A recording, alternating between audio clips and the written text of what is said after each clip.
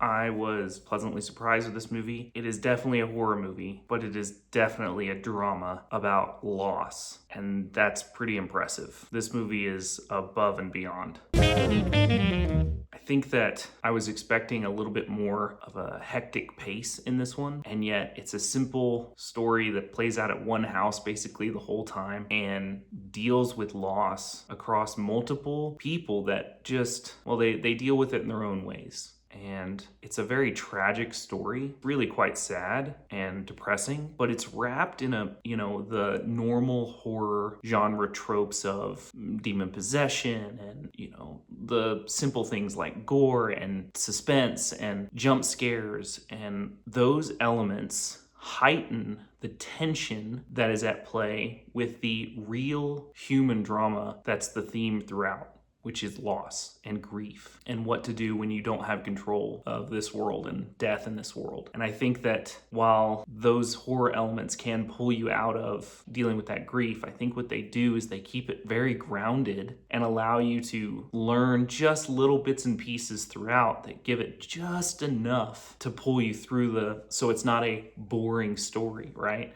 Because I think a lot of people would say, dramas, especially in the general movement going on, and dramas can be really boring, or like they're just Oscar bait and nobody wants to watch them. And this movie definitely leans towards that higher level, Oscar baity drama level scenes, right? These conversations, these moments of release and catharsis, right? The ability to interact with other humans with compassion and malice, and to see that this mother has gone to extreme lengths because she's learned of this, it's not a cult, but the cult for this demon. And then to have that play out as almost like a cat and mouse with her and the son, but not really. More of I'm going to manipulate you to overcome the grief that I'm holding on with my daughter. It's really engaging and thought-provoking and extremely sad. But that doesn't pull away from the sadness, doesn't pull away from the story or the way it plays through as the movie's going along. And to get to some of the climax and intensity towards the end, there's some surprising twists and turns that I'm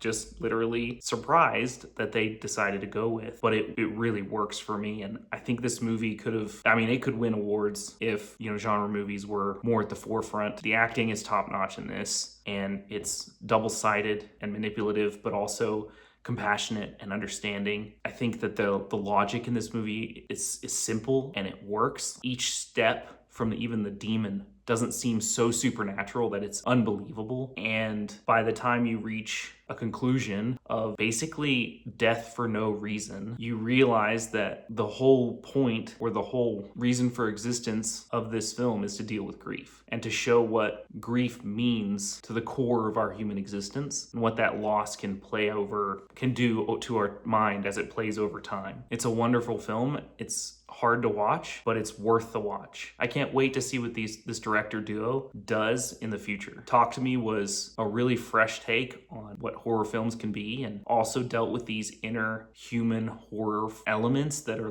basic to our human psyches. And this one took that a step further and a step deeper, and it works. And if they keep knocking it out of the park like this, they're going to have really, really great careers. And I know they've been working for a long time, but for feature films specifically, and I hope they can take that storytelling and they can move it into drama as well, so they don't have to do horror. Maybe they can do even more so down this path of a little less horror, a little more drama, so that they can balance and play with different aspects of our experience. This was a great movie and worth the time spent. So what do you guys think? Did you think this was a good one? Do you think these guys are on track to being like some of our best horror directors? I think they already are. We're in a very new age of horror movies, and that's super exciting. And yeah, let me know down in the comments what you think. And don't forget to like, subscribe, and hit that bell button. Thanks for watching.